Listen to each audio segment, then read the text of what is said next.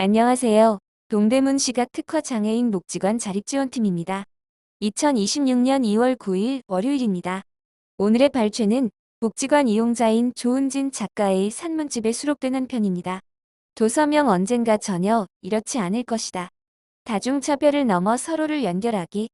조은진, 지음 공동, 지음, 김효진, 역음, 도서출판 사슴뿔, 도서 발행일 2025년 11월 10일, 제작 동대문 시각 특화 장애인 복지관, 제작일 2026년 2월 5일, 엄마는 사랑꾼, 지은이, 조은진, 전업주부로 가정과 아이를 돌보고 있습니다.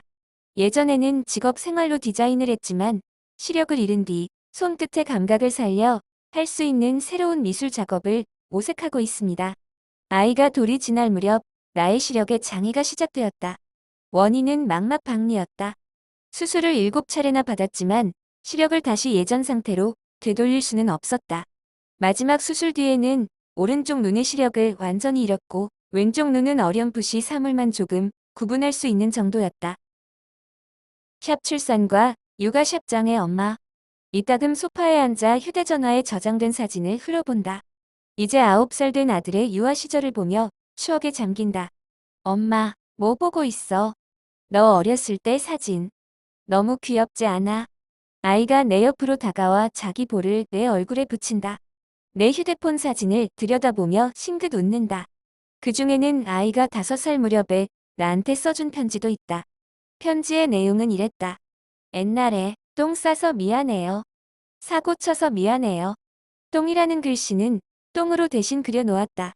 아이가 배변 훈련을 하던 중에 있었던 일이다. 한 번은 기저귀를 벗기고 팬티를 입혔는데 소변 실수를 했다. 얼른 팬티를 벗겨 화장실에서 애벌 빨래를 했다. 아이가 멀뚱하게 가만히 서 있기에 아이에게 가까이 가보았다. 글쎄, 거실 바닥에 똥을 누고 있는 것이 아닌가. 어이쿠 이런. 변기통에 응가해야지. 이라와. 나는 화들짝 놀라 아이를 유아변기가 있는 곳으로 손을 잡아 끌었다.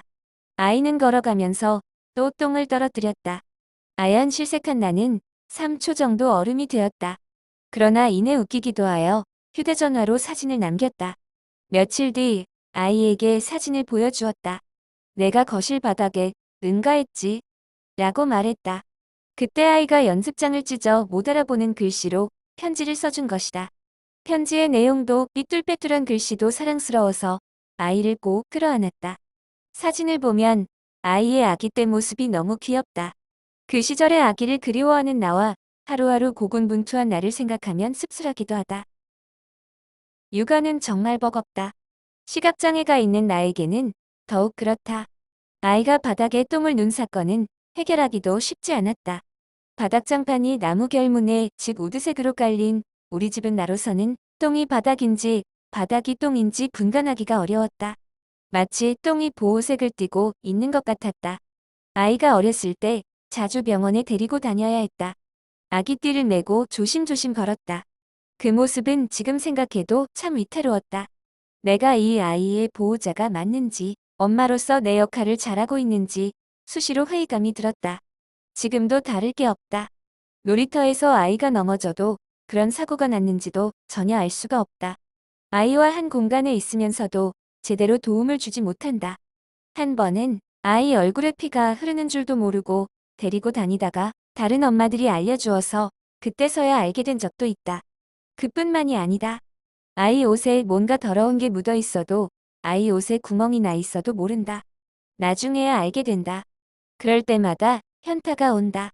나름대로 최선을 다하고 있기는 하지만 양육자로서 제 역할을 잘 못하고 있는 것 같아 속상하다. 어릴 때 아이에게 동화책을 많이 읽어주고 싶었다. 하지만 시력을 잃어 그럴 수가 없었다. 점자를 배우자 싶어 복지관에 가서 열심히 점자를 익혔다. 점역 교정사 자격증도 취득했지만 점자로 동화책을 읽어주기는 쉽지 않았다. 점자를 읽는 속도에는 한계가 있기 때문이다. 아이가 금방 지루해했다. 지금은 스스로 책을 잘 읽는 나이가 되어 그럴 필요는 없지만 아이의 숙제를 봐주기는 여전히 어렵다. 아이를 키우는 일에는 난관이 계속된다. 장애가 없어도 어려운 육아를 장애가 있는 몸으로 감당하려니 더 힘들었다. 아이를 사랑과 정성으로 돌봐주어야 할 시기에 갑작스럽게 찾아온 장애는 적응하기가 힘들었다. 힘든 모습을 최대한 보이지 않으려고 노력했지만 그것조차 힘에 겨웠다. 어느덧 9살이 된 아이는 가끔 내 보호자가 되기도 한다. 내 손을 꼭 잡고 다니며 엄마 계단하고 보행을 도와준다. 한 번은 새 가족이 외출을 했다. 나는 남편의 팔을 잡고 계단을 올라가고 있었다. 그때 아이가 경사로를 가리키며 아빠를 나무랐다. 아빠, 엄마는 이쪽으로 가게 해야지. 아이의 한마디가 기특했다. 많이 컸네. 하고 나를 웃음 짓게 했다. 이제 우리 가족은 서로가 서로의 보호자가 되어가고 있다. 나는 엄마로서 아이에게 사랑을 많이 주려고 애쓴다. 누구나 그러하겠지만 말과 스킨십으로 사랑을 많이 표현하는 편이다. 옆에 아이가 있으면 계속 조물딱거리고는 한다. 포동포동한 살이 너무 귀엽다. 잘 안 보이지만 몸으로 놀아주는 것도 잘한다. 공룡이 되어 아이를 잡아먹는 신용을 한다. 그러면 아이는 깨악 소리를 지르고 자지러지게 웃는다. 아이의 웃음소리를 들으며 나도 덩달아 웃는다. 한편으로는 아쉽기도 하다. 눈만 잘 보인다면 몇백 배 더 잘해줄 수 있을 텐데. 하고 말이다. 아이를 보면 내 어린 시절이 떠오른다. 아들 나이였을 때 내 모습은 어땠을까 하며 추억 속으로 들어간다. 어릴 적 우리 집은 단칸방이었다. 5살 때 부모님과 함께 경기도 양평에서 서울로 이사를 왔다. 왕십리 어느 작은 단칸방에 5식구가 둥지를 틀었다. 가산이 넉넉하지 않아 아끼고 또 아꼈다. 아빠는 미장이었고 엄마는 미싱사였다. 부모님이 맞벌이를 해서 나 동안 집안에는 3자매뿐이었다. 그중 나는 둘째로 태어났다. 언니는 늘 책을 끼고 살았고 동생은 깍쟁이의 천방지축이었다. 3자매 모두 각양각색이었다. 누구나 그렇겠지만 나는 엄마를 많이 사랑했다. 일 다녀온 엄마가 힘들까봐 미리 설거지를 해놓았다. 그때 9살이었다. 학교가 파하면 엄마가 일하는 공장에 가서 시다를 하기도 했다. 공장이 있는 지하 계단을 내려가면 시끄러운 기계음이 올라왔다. 미싱 돌아가는 소리였다. 지하 공장은 먼지가 떠다니는 무거운 공기에 기름 냄새, 헝겊 냄새가 떠돌았다. 엄마 하고 빼꼼 고개를 내밀면 엄마가 나를 보고 싱긋 웃어주었다. 그러면 다른 아주머니들도 아이고 착한 둘째 딸 왔네 하고 반겨주고는 했다. 나는 엄마 옆에 붙어 앉아 엄마가 하는 일을 거들었다. 재봉한 옷을 뒤집고 쪽가위로 실밥을 정리했다. 엄마는 보통 7시에 퇴근했는데 나는 시계를 쳐다보며 내내 퇴근 시간을 기다렸다. 엄마와 손잡고 집으로 돌아가는 길이 좋았다. 그래서 재미없는 그 공간에 자주 놀러갔다. 그렇게라도 엄마와 오래 같이 있고 싶었다. 아이를 키우면서 나는 더 어른이 되어간다. 내 어린 시절도 돌아보게 되고 아이 입장에서도 생각하게 된다. 내가 어렸을 때 엄마를 바라본 시선으로 아이도 날 그렇게 보고 있을까? 만약 아이가 없었다면 나는 시력을 잃은 상실감에 깊은 우울에 빠져 있었을 것이다. 하지만 아이가 있어 그럴 수 없다. 없는 힘도 내지 않을 수 없다. 나는 한 아이의 엄마이기 때문이다. 아이가 나에게 삶의 원동력이다. 어느 날 아이가 내게 꾸깃꾸깃 구겨진 종이를 내밀었다.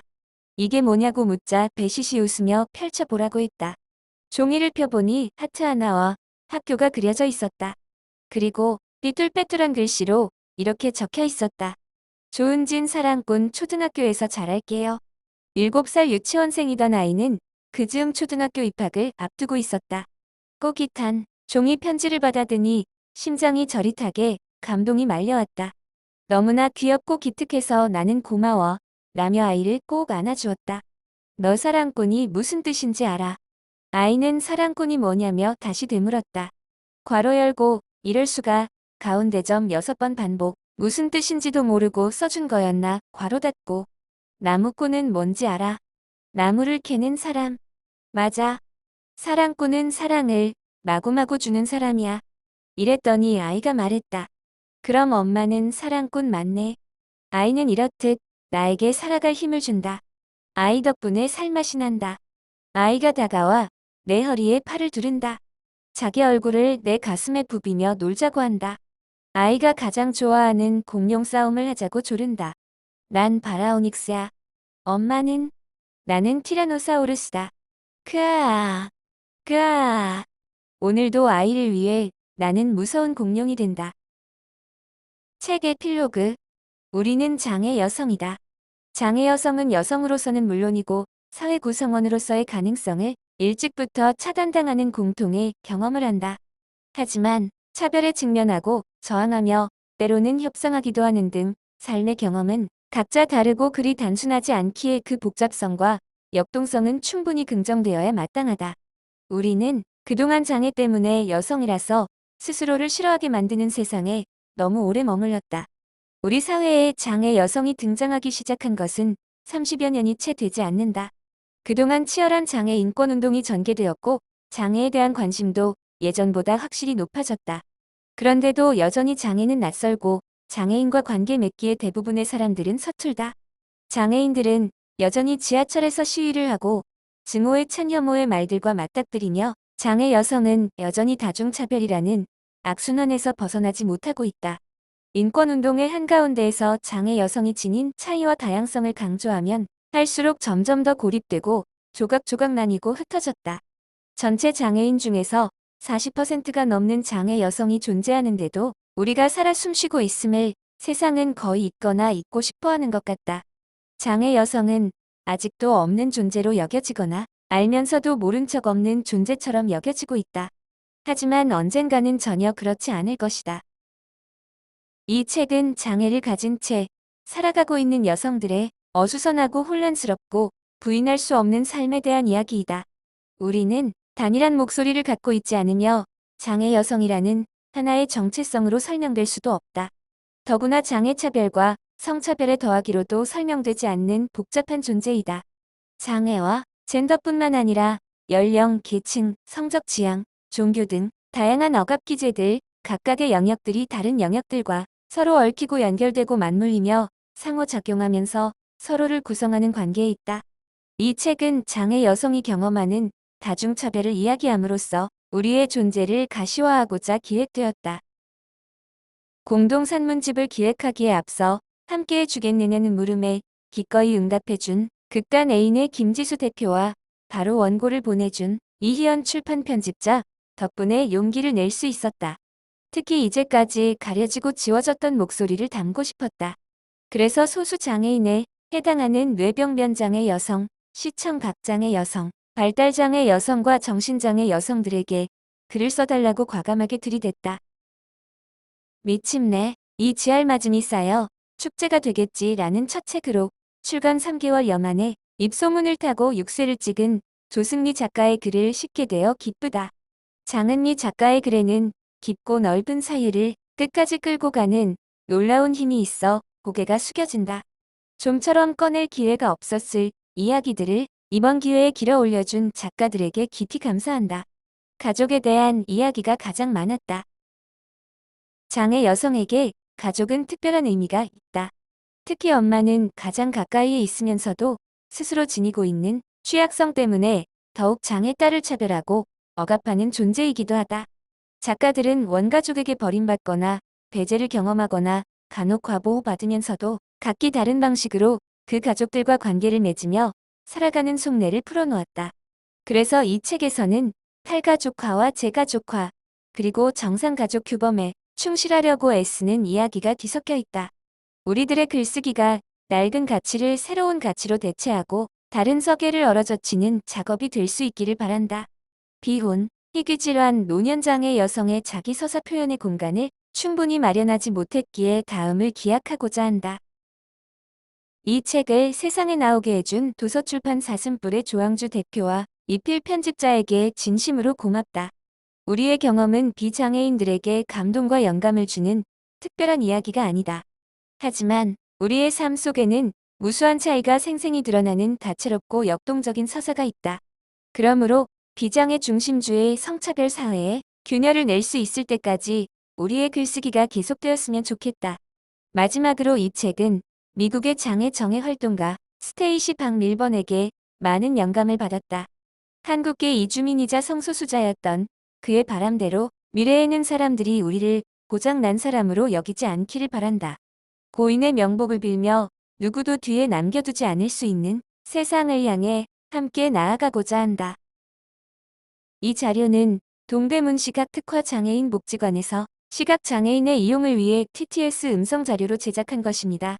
동대문 시각특화장애인 복지관의 허락 없이 이 자료를 무단 복제, 배포 및 전송하거나 영리를 목적으로 사용할 경우 저작권법에 의거하여 처벌받습니다.